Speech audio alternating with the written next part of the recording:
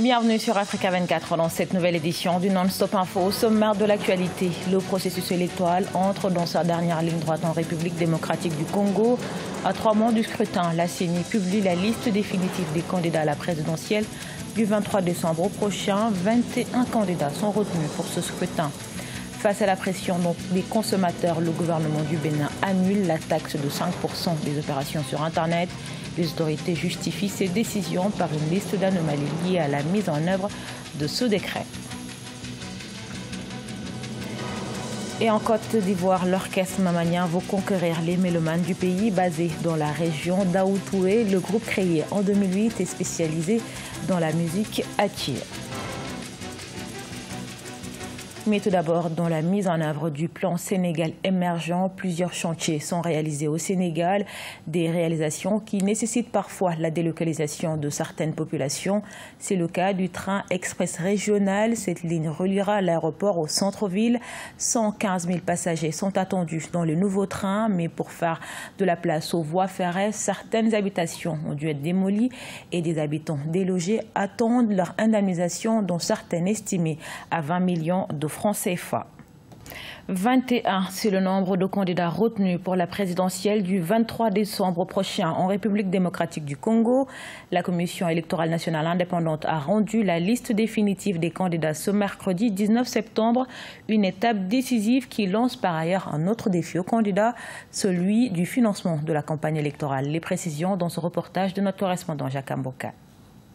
La Commission électorale nationale indépendante a publié ce mercredi 19 septembre la liste définitive des candidats à la présidentielle et aux 2 législatives du 23 décembre. 21 candidats sont ainsi confirmés à la course pour la présidentielle. Avec la publication de la liste définitive, c'est une étape décisive du processus électoral qui est franchie. Un nouveau pas de géant vient ainsi d'être franchi et le chemin est définitivement balisé en direction des élections du 23 décembre prochain. Dans un pays qui compte 26 provinces, il faudra aux candidats d'importants moyens pour assurer une bonne campagne électorale. À l'Union pour la démocratie et le progrès social, un appel de fonds a déjà été lancé pour soutenir la candidature de son président, Félix Tshisekedi. C'est vrai que le volet financier est un volet très complexe pour nous tous, surtout pour nos partis politiques de l'opposition. Mais je crois que vous avez constaté que nous avons lancé une campagne de mobilisation de fonds depuis maintenant 2 semaines. Et nous allons accentuer cette opération-là de manière à toucher toutes nos cibles. Chacun des candidats à l'élection du président de la République a payé une caution non remboursable de 160 millions de francs congolais, équivalent de 100 000 $. Sur les 21 restés dans la course, très peu ont une assise et les moyens nécessaires pour assurer leur campagne. Beaucoup pourront donc abandonner au profit des autres faute de moyens, pense bon nombre d'observateurs.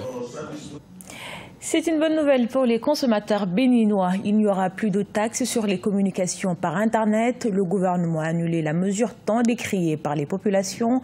Le décret visait à taxer de 5% les opérations sur les réseaux sociaux. Reportage de notre correspondant Lefti Ounou, commenté par Cheikh Omar Bandaogo.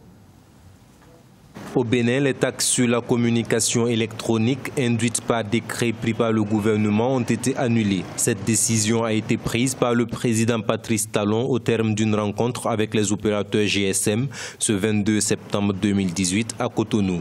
Plusieurs acteurs politiques et du secteur numérique avaient ainsi déploré cette taxation des communications électroniques. La mesure gouvernementale a été mise en application par les opérateurs de téléphonie mobile depuis le 19 septembre 2018. Nous avons constaté, en tant que députés, que ça devient une habitude pour le gouvernement de passer outre l'Assemblée nationale et de prendre les taxes, de les augmenter ou bien de prendre de nouvelles taxes. Et ce qui ne participe pas à la bonne collaboration entre les institutions. Les taxes introduites représentent 5% de chaque opération, appel, SMS et Internet, et une contribution de 5 francs CFA par mégaoctet sur l'accès aux réseaux sociaux. L'application de la décision a suscité des remous dans les rangs des consommateurs, web activistes et autres utilisateurs de réseaux sociaux. C'est une grande victoire du peuple béninois qui a protesté promptement contre ces mesures-là de rapine, ces mesures de vol. Le président de la République a instruit les opérateurs GSM de rétablir les anciens tarifs dès le lundi 24 septembre 2018. Pour rappel, ce décret en date du 25 juillet 2018 avait institué une contribution applicable sur la consommation des services de communication. Après 2 années de travaux, la République du Congo a validé son plan national de développement sanitaire 2018-2022, couplé à la stratégie de la politique nationale de la santé 2018-2030. Il garantit, selon les autorités, la mise en œuvre des objectifs de développement durable et la couverture sanitaire universelle. Pour rappel, la République du Congo en est à son 3e plan national de développement de la santé. C'est une plateforme qui vise à révolutionner le monde agricole togolais. e-agribusiness permet aux agriculteurs, même en zone reculée, de mettre en valeur leur production. Dans un pays où le financement bancaire du secteur agricole est estimé à moins de 0,5%, la plateforme veut renverser la tendance. Reportage de notre correspondante Emefa Kofi. Lauréat du concours Pitch AgriHack 2018, le Togolais Ededona Etri fait la fierté du monde agricole en Afrique.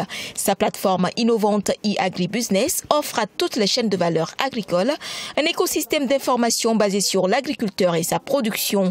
Depuis le 25 juin 2018, e-agribusiness collabore avec l'État togolais pour booster le mécanisme incitatif de financement agricole. Avec le gouvernement du Togo, nous déployons la technologie de l'identification des acteurs de la chaîne de valeur agricole et après nous restituons exactement le système d'information géographique aux banques et aux assureurs pour pouvoir faciliter en fait le financement. La plateforme rend par ailleurs disponible une météorologie précise de la parcelle du producteur.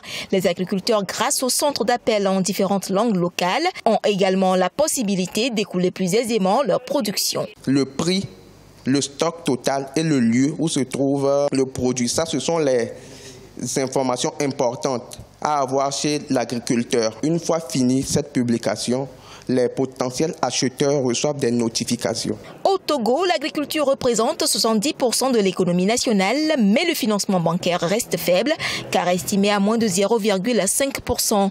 La plateforme innovante e-agribusiness veut changer la donne pour le développement du secteur. Créée en 2014, e-agribusiness est aujourd'hui sollicité au Mali, à l'île Maurice ou encore en Côte d'Ivoire.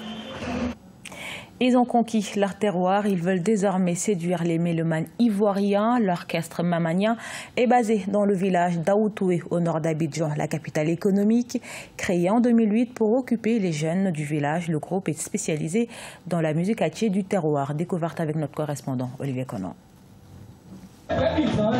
S'imposer comme le porte-étendard de la musique du pays attié, l'une des régions du sud de la Côte d'Ivoire, c'est l'ambition de l'orchestre Mamagné. Le groupe a la particularité d'être basé à Aoutoué, un village du département d'Alépé. L'ancrage rural permet au groupe de s'inspirer de la culture du terroir pour composer ses chansons.